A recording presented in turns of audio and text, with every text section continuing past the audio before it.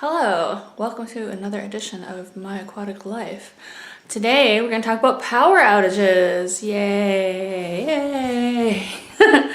Not yay, because the power's out. Huge storm here in Michigan and tons of wind, knocked down power lines apparently. And yeah, I got home late last night and it was freezing cold in here and I had to sleep in the freezing cold, and so did my fish. I assumed that the power would be back on in the morning. When I stuck my finger in one of the tanks last night, it still felt warm.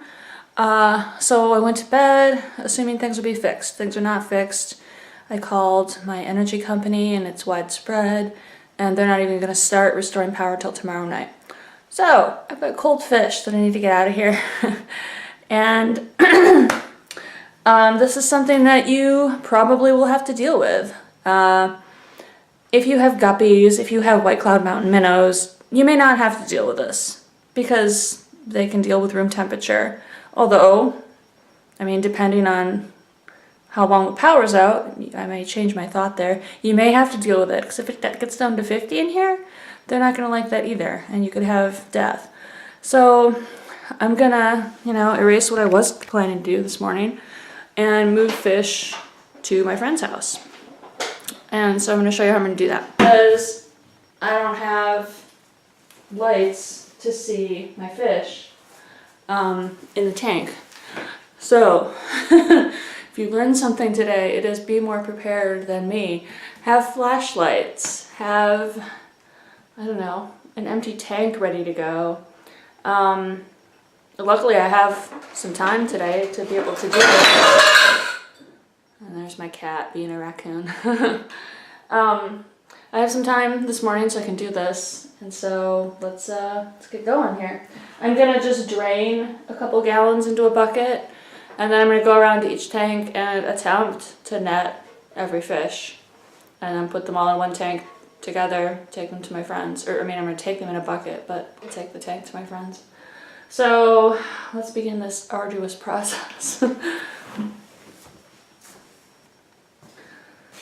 Another thing I realized this morning is I need some larger siphoning devices, and I still use my mouth for siphoning, so yeah, fun times.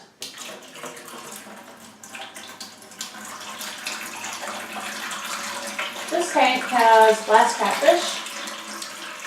They're going to be a fish and a half to catch. My blue gobies, I don't think I'm going to be able to catch.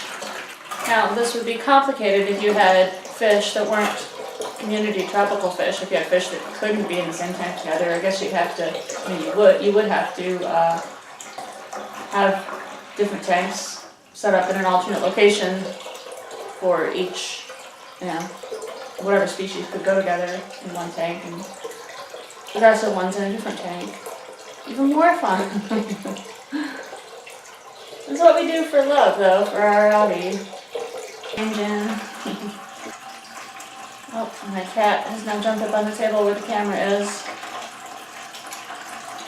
causing tremors.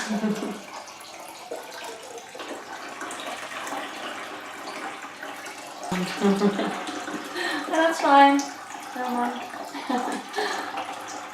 What I'm trying to do is get about maybe 4 gallons of water in this big bucket, this 5-gallon bucket.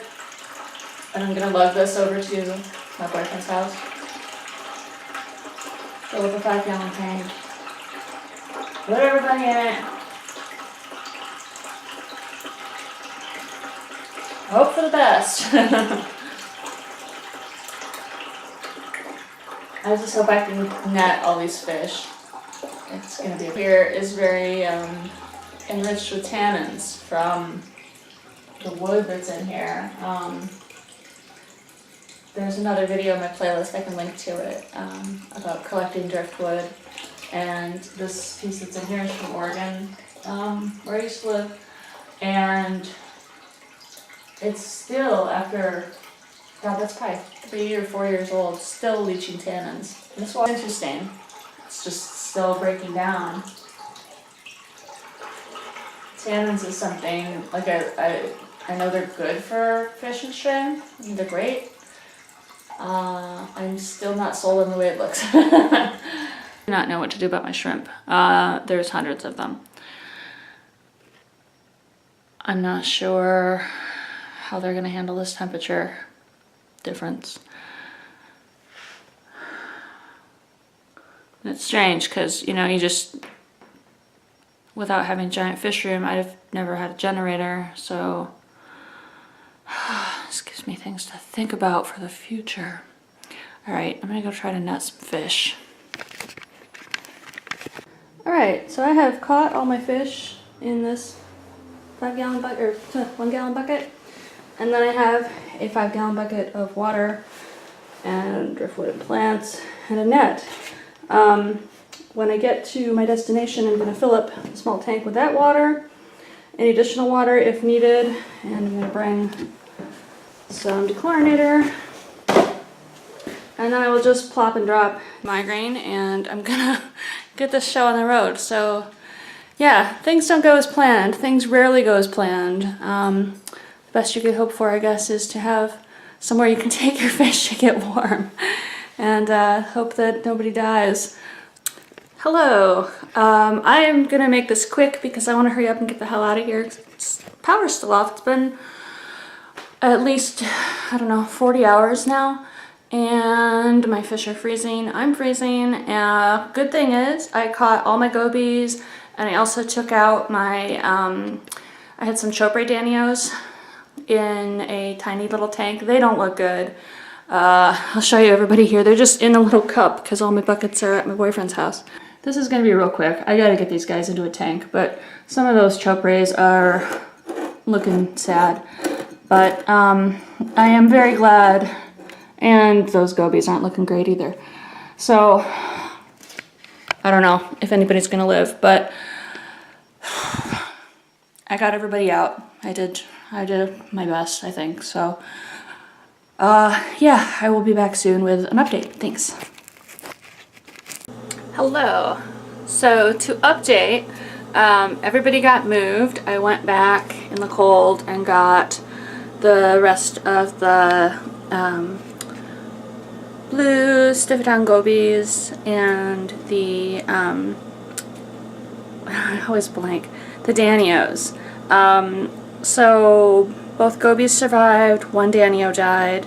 So my total of dead fish is 2, 1 danio and 1 glass catfish. The glass catfish I don't think died from the cold. I think it died from the stress of transport, because if you've kept them before, they're not meant for this world. They stress out so easily. They're beautiful little things. So I'm gonna show you the little tank with everybody in it right now. And one of the gobies was out and about. Now it's not, of course. So, you know, don't try this at home unless you have to. This was obviously an emergency.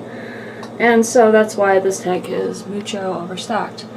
But I'm just happy to see everybody that's in here now is alive, not fighting, and thriving. They've been eating like champs.